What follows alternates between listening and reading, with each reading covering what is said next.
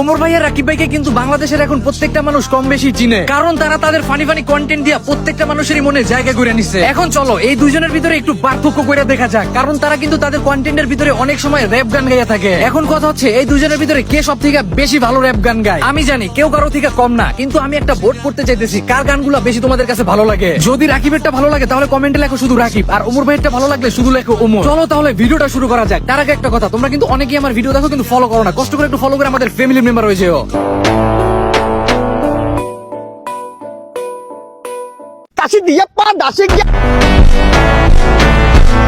র্যাপের ম্যাপে বারমুদা ম্যাপে নামা তোরা শটগান দিয়া না থাপাইয়া একে দিয়া থাপা ফুটা বলে মরে গেলে বয়স বাড়িলে কি লাভ হইব শ্বশুর বাড়ি পিঠা না খাইলে গাইয়া পইরা যাইয়া গালটা কাটছিল আমার মনির ভাই।